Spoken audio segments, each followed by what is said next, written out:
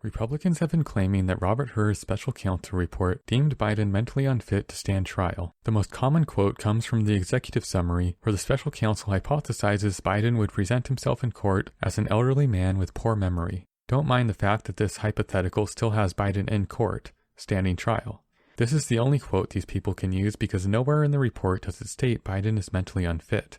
And just to be sure, I read the entire 350 pages. It's not in there. I even read the transcripts, and Robert Hur really cherry-picked every word he could for his narrative. Republicans should be glad the transcripts weren't released in time for the hearing.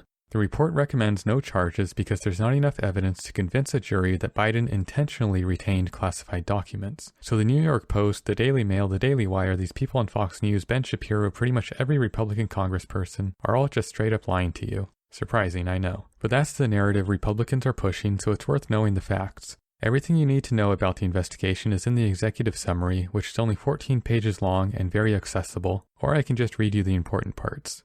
I'm sure you've heard the opening already. Our investigation uncovered evidence that President Biden willfully retained and disclosed classified materials after his vice presidency. It's easy to forget from all the comments and headlines, but the classified documents found in Biden's homes and offices was supposed to be the focus of this investigation. Anyway, those same people like to ignore the next paragraph that explains, "For the reasons summarized below, we conclude that the evidence does not establish Mr. Biden's guilt beyond a reasonable doubt. Prosecution of Mr. Biden is also unwarranted based on our consideration of the aggravating and mitigating factors set forth in the Department of Justice's Principles of Federal Prosecution. For these reasons, we decline prosecution of Mr. Biden."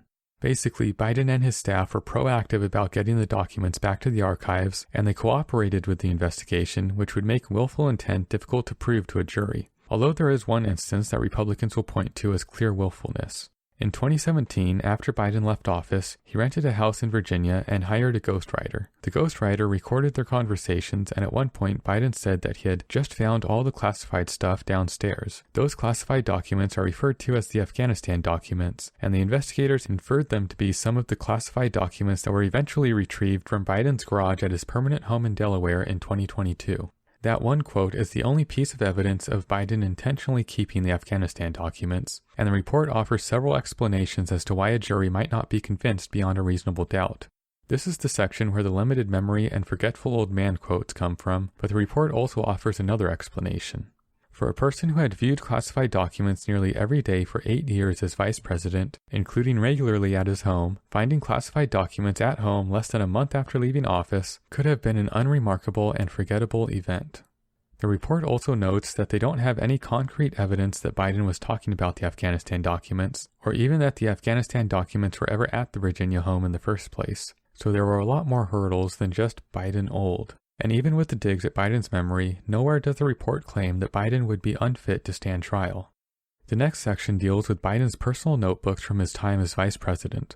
This is where the sharing of classified documents comes from. Biden kept the notebooks after leaving office, and the report notes, evidence shows that he knew the notebooks contained classified information. And while reading his notebook entries aloud during meetings with his ghostwriter, Mr. Biden sometimes skipped over presumptively classified material and warned his ghostwriter the entries might be classified, but at least 3 times Mr. Biden read from classified entries aloud to his ghostwriter nearly verbatim. So despite Biden's staff collecting other handwritten pieces of classified information when he was leaving office, Biden intentionally kept his notebooks that he knew contained some of the same information. And it was all because of Ronald Reagan. The report goes on, we expect Mr. Biden's defense at trial would be that he thought his notebooks were his personal property and he was allowed to take them home even if they contained classified information. During our interview of him, Mr. Biden was emphatic, declaring that his notebooks are my property and that every president before me has done the exact same thing, that is, kept handwritten classified materials after leaving office. He also cited the diaries that President Reagan kept in his private home after leaving office, noting that they included classified information.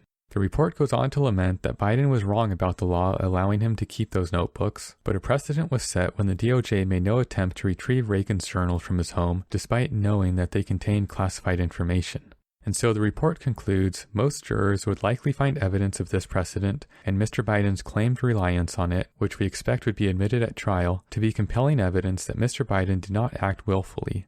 As with the marked classified documents, because the evidence is not sufficient to convict Mr. Biden for willfully retaining the notebooks, we decline prosecution. As for Biden reading classified information to his ghostwriter, there's no evidence that Biden knew those parts of his notes were classified, so the report explains jurors could well conclude that Mr. Biden's actions were unintentional. We therefore decline to charge Mr. Biden for disclosure of these passages to his ghostwriter. The next section discusses the differences between Biden's case and Trump's case, so of course Republicans skip over it and just keep asking, what's the difference? If you haven't read Trump's indictment, then this section gives a good summary of how obviously willful Trump's retainment, sharing, and obstruction was compared to Biden's. We'll cover those differences in just a bit. There were several other instances of classified documents found in Biden's offices, but the report concludes the evidence suggests that Mr. Biden did not willfully retain these documents and that they could plausibly have been brought to these locations by mistake. We also investigated whether persons other than Mr. Biden knowingly mishandled these classified documents, and our investigation showed that they did not. In reaching these conclusions, we note the numerous previous instances in which marked classified documents have been discovered intermixed with the personal papers of former executive branch officials and members of Congress. The final section covers the ghostwriter destroying his tape recordings after hearing that Biden was being investigated. This one is entirely about the ghostwriter, and without hearing the rest of the section, it sounds like there was a conspiracy to cover up Biden's crimes.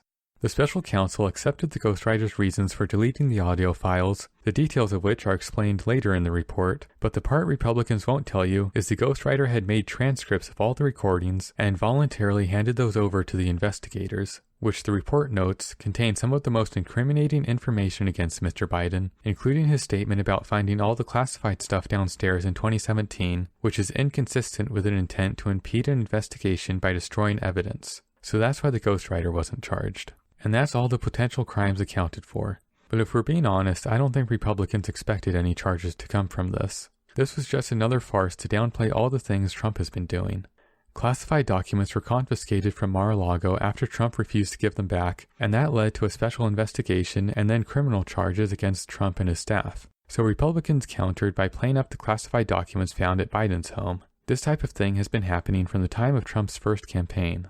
Democrats found evidence of Russian meddling on behalf of Trump's campaign, so Republicans started calling election meddling when social media sites began cracking down on hate speech and misinformation, which obviously affected Republicans more than Democrats. Between Trump's wild press conferences, his weird posture, and his way of drinking water, there was this conspiracy going around that he had dementia. So as soon as Biden got into office, Republicans started harping on every misspoken word and debunked anecdote as proof that Biden had dementia. I'll go ahead and say I don't think either of these guys have dementia. I wish neither of them were running for president, but that's because they're both against single-payer healthcare. But I don't think they have dementia. Biden is bad at talking and likes to make up stories because his career started at a time when politicians could get away with that. And Trump is an idiot who was born to a billionaire real estate mogul who specifically worked to fabricate Donald's public image of a successful playboy billionaire while quietly funneling millions of dollars to his kids and propping up Donald's failed business ventures. Then some TV producers created his image of a cutthroat, savvy businessman, which his campaign manager would later use to get him elected, and then the RNC and Heritage Foundation used him as a rubber stamp to get their justices onto the Supreme Court before sabotaging the Georgia runoff and throwing him under the bus in the January 6th investigation to try to get rid of him. He's always been this stupid, and he's always talked in the same formulaic sentences. The guy's never had a success of his own, and it's becoming harder to cover up his incompetence. Speaking of January 6th, Democrats made history by impeaching Trump a second time, so Republicans tried to make impeachments meaningless by immediately declaring an impeachment resolution against Biden. States started removing Trump from the primary ballots, claiming January 6 amounted to an insurrection. So Republicans tried to remove Biden by claiming the number of illegal border crossings, which they voted not to do anything about, also amounted to insurrection. Given all that, it might seem odd that Republicans went with the dementia narrative when Trump's own classified documents case is coming up. But I think it's because Trump's case is so bad, there's really nothing Republicans can cling to there, so it's better for them to only mention it in the context of Biden not being charged. It was just announced that Joe Biden, his Department of Injustice, will bring 0 charges against Crooked Joe, despite the fact that he willfully retained and disclosed troves of ultra-classified national security documents. And I believe your decision not to prosecute Biden for the same offense is consistent with that precedent. But the problem is that precedent changed with the administration's decision to prosecute Donald Trump. But no, in actuality, I am covered by the very important Presidential Records Act, and therefore I did absolutely nothing wrong. The standard behind the decision not to prosecute Joe Biden, especially in light of Special Counsel Jack Smith's decision to prosecute President Trump for similar conduct, gives the real appearance of two standards. He made recovery almost impossible. Recovery of documents. He made it almost impossible for the federal government to get them. Has there been an exception to this in the history of the nation? Have we charged any former presidents? As I state in the report, to my knowledge, there is only one exception, and that is former President Trump. I cooperated with the very unfriendly and hostile feds. I cooperated far more than Biden did, who sent records to Chinatown. Mr. Hur, having been a long-term DOJ prosecutor, can you please explain why those people without the last name of Clinton or Biden are typically treated quite differently and seem to be the only ones who are never held accountable for violating the law? But Biden fought them all the way. I didn't. They're trying to make it the other way. No, Biden fought them very hard. Over the last 3 election cycles, there's only been 3 people who have ran for president: Hillary Clinton, Joe Biden, Donald Trump. All 3 of them have been accused of mishandling classified documents. Only one of them has been prosecuted.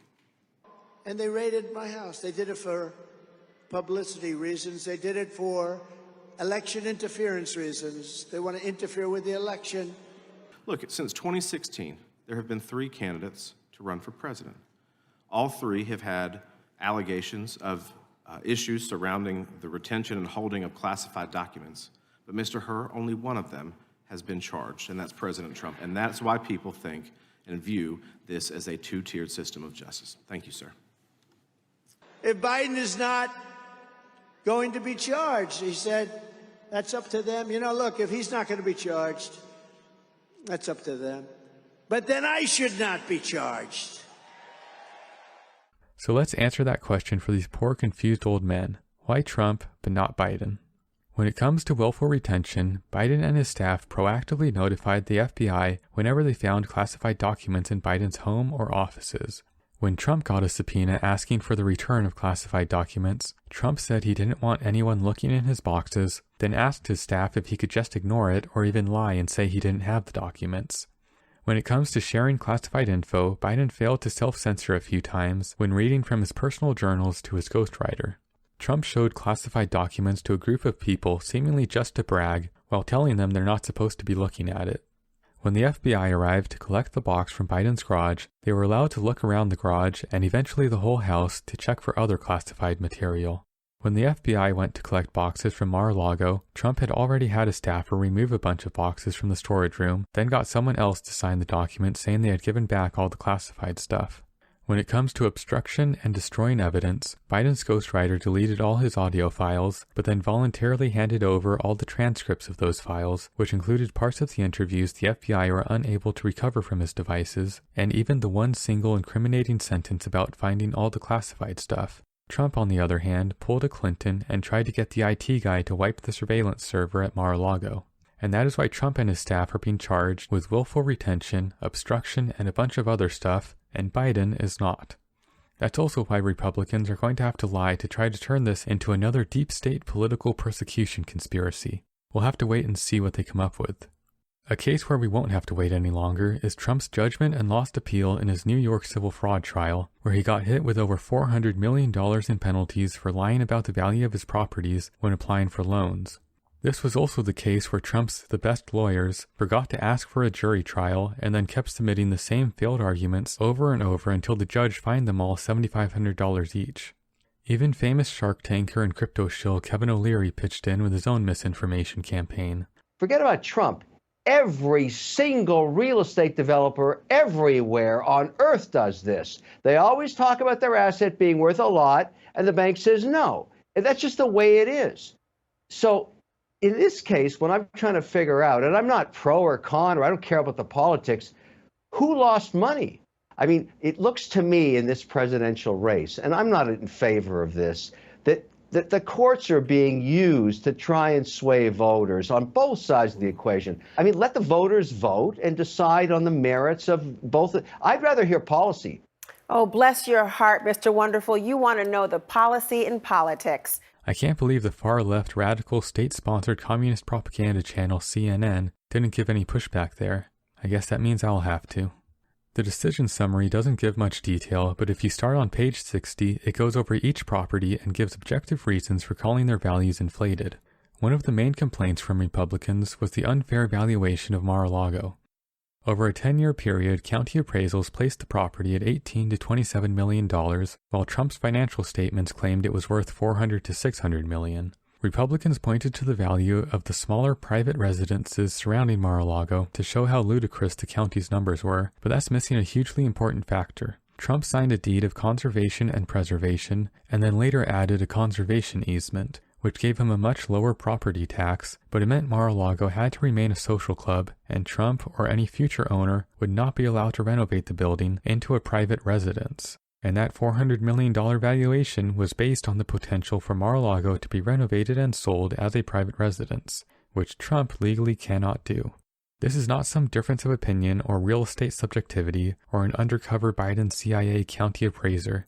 This was Trump trying to double dip by deflating the actual value of his property to get a huge tax discount, then turning around and claiming an impossible potential value to secure more favorable loans. That is why Trump is getting fined. And he did this type of thing with several other properties too. Trump's financial statements appraised his penthouse apartment at 30,000 square feet when it was actually only 11,000, a difference in value of $200 million. Trump's financial statements claimed his office building at 40 Wall Street had a net operating income as high as $20 million a year when it had actually been losing money every year. Some of the apartments at Trump Park Avenue were rent stabilized, but Trump's financial documents valued them as though there was no rent control. The undeveloped land at Seven Springs was valued on Trump's financial forms at $161 million, as though the proposed mansions had already been built. Professional appraisals valued the empty land at $5.5 million, then later at $14 million. And this is where Kevin O'Leary's criticism falls apart. Trump wasn't asking for the highest price valued for his buildings. He was asking for the highest price on buildings that didn't even exist yet, and in some cases still don't exist. At Trump's Briarcliff Golf Club, he had received permission to build 71 condo units and claimed the property value at $101 million. The official appraisal sought by Trump's own son was only $45 million. Later, that 71 units went down to 31, but Trump kept using the original $101 million valuation. At his golf club in Los Angeles, Trump hired an appraiser who valued the property at $82 million, but Trump put it down at $140 million. At his Aberdeen golf course in Scotland, the government gave permission to develop 500 homes on the property, appraised at £33,000 per home. Trump's financials valued the property as though they could build 2,500 homes, worth £83,000 each, though later they brought their false valuation down to just 1,200 homes. Trump also had millions of dollars invested in Vornado Realty Trust, which he listed on his financial statements as available cash, but he was not allowed to withdraw any of that investment without Vornado's permission. This all matters because the lower interest loans required Trump to maintain a certain net worth and liquidity. Republicans keep throwing around the claim that the banks used their own valuations when assessing risk, that the banks hired their own appraisers for Trump's properties, that the banks were so happy with the first loan that they gave Trump another one, and that the interest rates would have been the same even if Trump had not inflated his assets. And because the banks made money, the $450 million penalty is baseless and an obvious attempt to bankrupt Trump during his election campaign. Bank employees testified that they adjusted the valuations they received by 50%, but that was just a standard adjustment and not based on any sort of specific disagreement. And the statements that were sent through Mazars were only compilations, which meant Mazars did not audit the numbers they were given by Trump and his team. The official appraisals from the lending bank only happened after the bank realized Trump was not meeting the loan requirements, and the bank decided to cut ties with Trump at the end of the loan, despite being paid back. In another case, a lending bank wouldn't waive a $5 million payment, so Trump's team used Alan Weisselberg's son, who worked at a different bank, to secure refinancing, again using their false financial statements. Pretty sure Nepo loans and terminating relationships is not a sign of happy lenders. I haven't seen a justification for the claim that the interest rates would have been the same either way, but I think it's supposed to follow from the claim that the banks were using their own valuations, which, as we just saw, was not true. People who worked on these loans testified that they used Trump's financial statements in their loan considerations. There was even a loan where the bank offered Trump 2 different options with 2 different interest rates. The lower rate requiring Trump to maintain a $2.5 billion net worth and $50 million in liquidity. This is a real example of Trump getting a lower interest rate by inflating his property values. Which brings us to the penalty. Because he got lower interest rates by lying to the banks, the money he saved on those loans is counted as ill-gotten gains. And that's the money he has to pay to the state of New York with interest. The reasoning and math behind it can be found starting on page 46, but the end result is that Trump saved a total of $168 million in interest payments. One of those lower interest loans was used to renovate and sell the old post office building. The money saved from other loans, in addition to Trump's inflated liquidity, were all required to even do this project, so the profit he made from the sale was also counted as ill-gotten gains. Trump's share of the profit was $126 million, which he is now having to pay back in penalties. Eric and Don Jr. also got $4 million each, which is why they got hit with financial penalties too. The final $60 million came from selling a gaming license, which Trump only got through once again using false valuations of his assets. Altogether, that's the base $355 million penalty. The rest is interest that gets applied starting from 2019, and every day Trump doesn't pay the penalty, the number goes up. Some places, like the Daily Wire, twice, will include the millions of dollars the Trump org is being forced to spend on their court-appointed independent monitor. As of the monitor's most recent report in January of 2024, the monitor has found mismatching numbers, reporting errors, key roles still unfilled, and generally no effort to correct the problems that led to the fraudulent financial statements. Most importantly, the Trump org has just stopped submitting financial statements to their lenders, even though some of their loans require them. If they want to get rid of the monitor, all they have to do is create some accurate financial statements, and they're refusing to do that.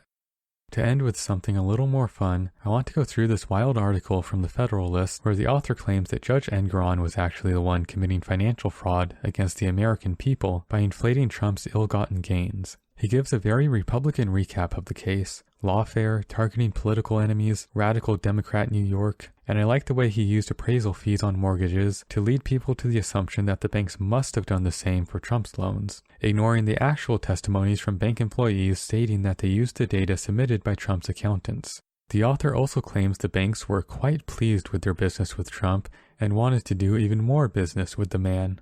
Again, ignoring the part where Deutsche Bank ended the relationship after finding out Trump had lied and wasn't meeting the loan requirements. There was also the accounting firm Mazars, which not only dropped Trump as a client, but also sent him a letter telling him to stop using the financial statements they had compiled for him, really misrepresenting every part of the case so far. But then there's this one paragraph where he drops the act and gives a genuinely good, straightforward explanation of the difference between recourse and non-recourse loans. Basically, recourse loans get you lower interest rates because it lets the bank go after your personal assets if you default. These are the loans Trump was getting by inflating his net worth.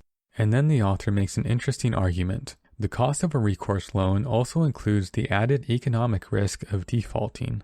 In other words, even though Trump's projects were successful and he was able to repay the loan, you have to consider that he would have been worse off had he defaulted on the lower interest loan. I like this argument because it accidentally answers the question, why is Trump being charged with a crime if he paid back all of the loans that he was only able to get by lying about his net worth? If the author wants us to include the unrealized risk of Trump's recourse loans, then we need to also consider the unrealized risk the banks took in lending money to someone who did not actually meet their loan requirements. The obvious difference here, of course, is that Trump knew he was taking on a bigger risk, while the banks did not. The author goes on to argue that because Judge Engoron, or sometimes Engoran, ignored the additional risk to Trump, the disgorgement calculations were too high. He claims that because the banks used their own estimates, the recourse loan rates would have been the same for Trump whether he lied or not. Therefore, the interest savings were actually $0. We already debunked this earlier, but just to be clear, the employees who worked on the loans used Trump's false valuations for their starting point, then applied a standard reduction when analyzing the risk. And Trump would not have met the requirements for the recourse loan had he not inflated his property values. That's why Engoron was justified in comparing interest rates between the recourse and non-recourse offers. The author uses the same reasoning for the old post office loan, and while he's trying to trash the judge's flimsy explanation, he only quotes half of the very short parenthetical. because the actual sentence is no false financial statements, no deal, which undermines the author's entire argument that Trump's financial statements played no role in the bank's risk assessment. Then he argues that the profit from renovating and selling the old post office building had nothing to do with securing the loan. The author claims the profits were made by Trump's creative and well-managed program to transform a beautiful but largely unused old post office building into a luxurious hotel. You can really hear the gargling in that sentence. The article ends by lamenting that such a judgment against a presidential candidate in an election year is a financial fraud on America. The author is apparently an attorney, and when you view the article in that light, it starts to look like a pitch to be added to the rotating door of very good Trump lawyers. Unfortunately, Trump probably thinks this guy is a sucker, so that might lower his chances. Or maybe raise them? Good luck, Joseph.